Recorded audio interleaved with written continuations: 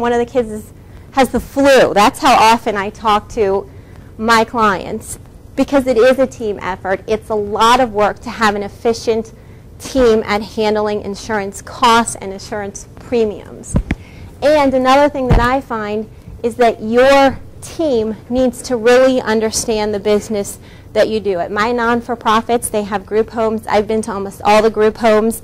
I know the services they do. I do the same thing for my employers. I think I could build a Harley-Davidson motorcycle at this point by myself, as much as I've been there. So creating the right team is really important, and I can't stress that enough. And with the right team, I think you guys could see a lot of limitations in your costs and your exposure.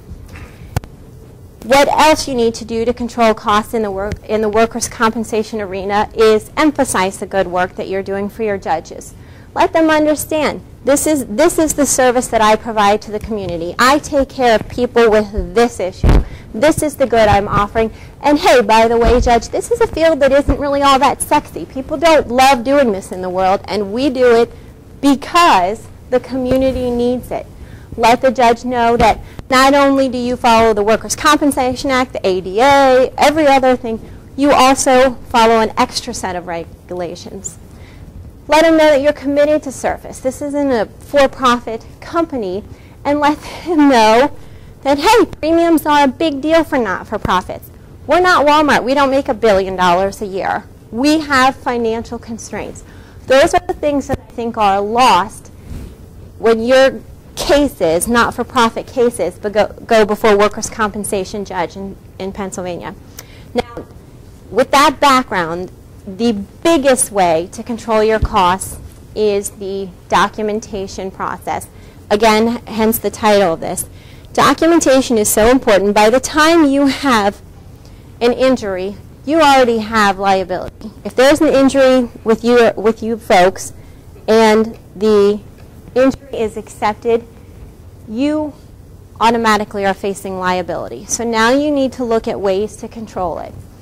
A lot of times, your injured workers sustain an injury, and all of a sudden they're treating it as a free pass. I'll come in late, I'll show up when I want to show up, I'll just get a doctor's excuse and backdate it 4 days ago if I miss work. Once there's an accepted injury, not all, and again, I only see the worst of the worst. I don't see the injured workers who are hurt and back to work in a week.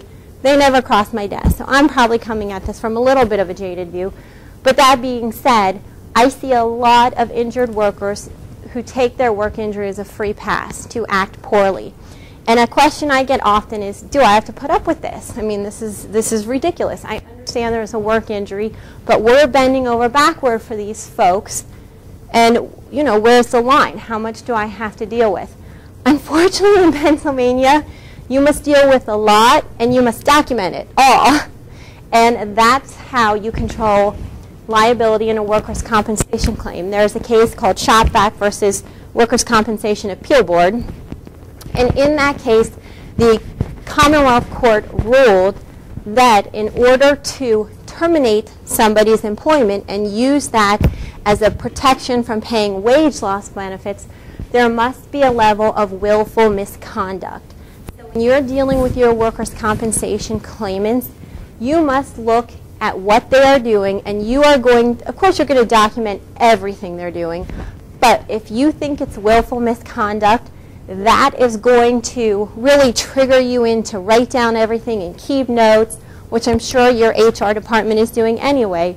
But just to emphasize it even more, I'll give you an example of how this works in Pennsylvania.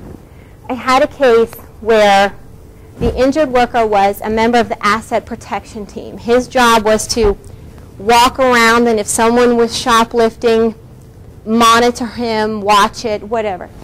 He sees somebody shoplifting, and he approaches the fellow who's purportedly shoplifting and says, you know, what's in your coat? The guy starts running. So the worker chases after him. The rule is that you are not supposed to leave the premises. If they go into the parking lot, you stop at the front door and you let them go so you don't get hurt. This fellow, in the heat of the moment, runs out into the parking lot after the guy who's stolen the CD. In doing so, I'll call him the accomplice, is waiting in a getaway car, which is an awfully elaborate plot for a CD, but whatever. For some reason, there's a getaway driver. The getaway driver sees his partner tearing out after him and drives his car into the employee. Like, breaks his leg in like 10 places. Like, the guy has to go to the hospital, he has to go into immediate surgery. To make that worse, when he's finally able to return to work after surgery, he's fired because you're supposed to stop at the front door. You're not supposed to chase people into the parking lot. That's not willful misconduct. I was given instructions to defend that case on the basis of willful misconduct because, darn it, he knew he should have stopped at the door. That's not really willful misconduct. And I did not actually take this case to a decision. I settled it because it was not a good defense. Willful misconduct for you folks is stealing, is fighting, is name-calling, is something that common sense tells you is just plain wrong. You can see, I mean, the Walmart, the asset protection fellow, you can tell he was not willfully trying to break any rules. He was in the heat of the moment. He was chasing someone out. He was trying to recover property. He was doing things in the interest of his employer versus your employee who's stealing. So when you get to these situations, document and have a realistic attitude of it. Understand that just because one of your workers' compensation folks' employment is terminated does not mean you don't have to pay workers' comp. You have to pay very close attention to why they're terminated, and you have to make a judgment call on willful misconduct, which actually you're not expected to know. That's why you have your team. That's why you call your broker. That's why you call your adjuster. That's why you call your defense attorney and say, this is my situation. Do we have a defense to this?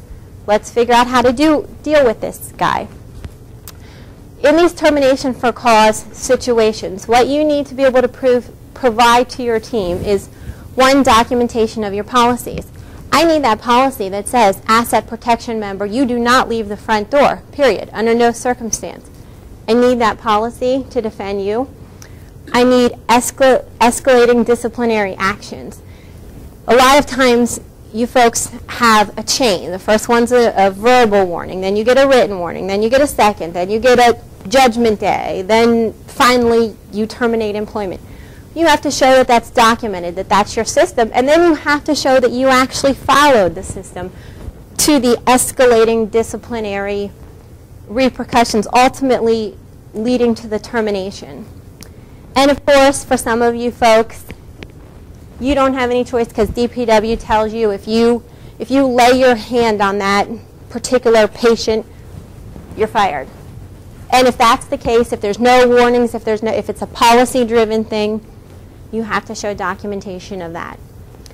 Another way to limit your costs through documentation is documentation of your modified duty program. Do any of you folks have modified work programs for injured workers? Do you know? Yeah, there you go. Yeah, they're important. They're really important. As a matter of fact, from my perspective, and I've been doing workers' comp exclusively since August 2001, so it's just been 10 years that I've been doing only this. And in those 10 years, I think the predominant theme to my practice has been that companies who have modified duty work programs get better results from judges, have as reduced as they're going to have premiums, and have better success. Judges like modified duty programs. They like to see that when someone gets hurt with you guys, you take care of them. You don't put them out in the street. They like that. So modified duty program, for anyone who doesn't know what that is, that's, you know, I have a heavy duty job on a conveyor belt. I'm released to return to work with restrictions of no lifting over 10 pounds. I can't go back to my regular job, but I can still add value to your company. Will you put me in another job temporarily or maybe even permanently to deal with my injury? Some companies won't do this. They will not, tooth or nail, they will not offer modified jobs no matter how much I beg and plead. They will not do it.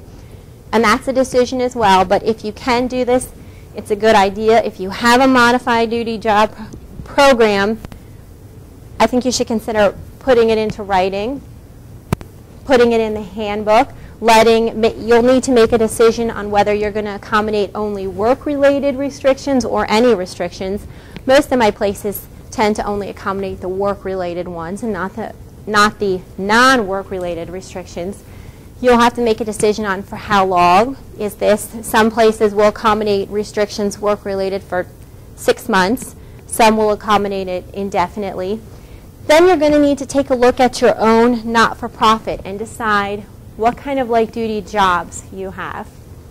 And I'll talk more about this in a minute. And then, and this is even a harder part, create job descriptions for your light-duty jobs. If you ever need companies that do this, there's companies that will come in and they will make job descriptions for you if you need it. But light-duty jobs, modified duty jobs, office work, that's fantastic. It's really good. You're a not-for-profit. You have to have paperwork. Somebody has to be copying, filing, hole punching. That's a great light-duty job.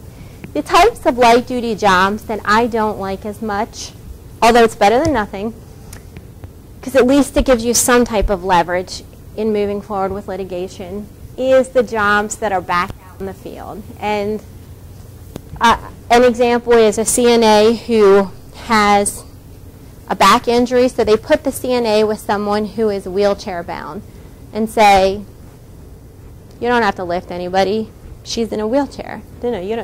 It's not a hard job. Just sit beside her and look at her. I understand that in theory that is not a physical job. Unfortunately, the judge is going to play a what-if game. What if she has a stroke in the wheelchair and you have to grab her? What if she chokes and you have to Heimlich her? I mean, Lord knows, there's a million different what-ifs that pop up in this scenario. And unfortunately, and somewhat to my annoyance, judges fall for that all the time. What if? What if?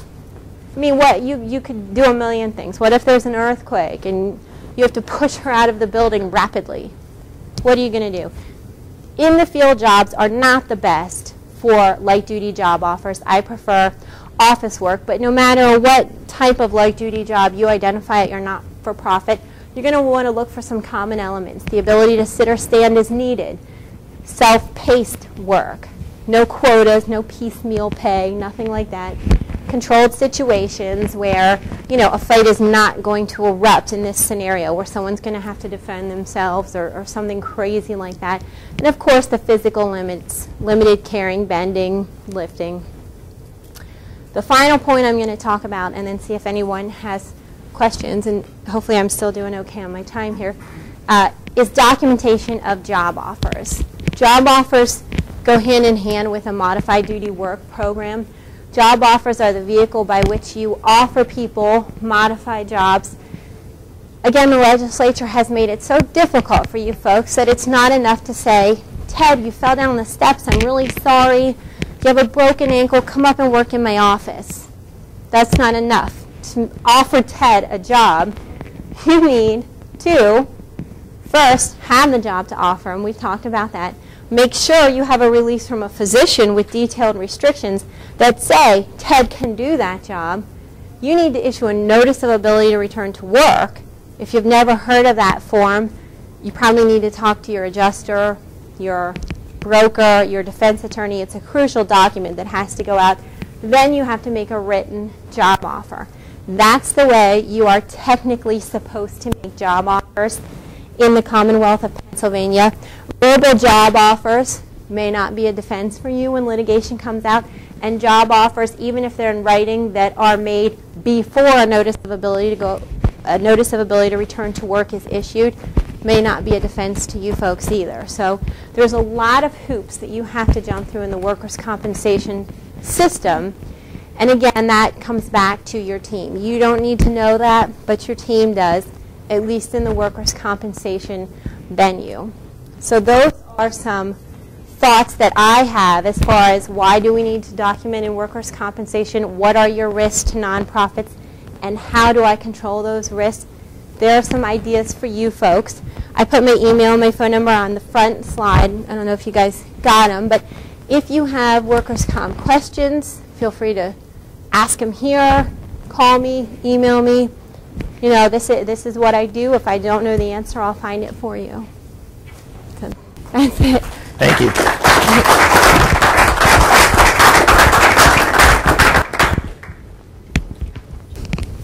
Thanks, Jill. I can just tell you from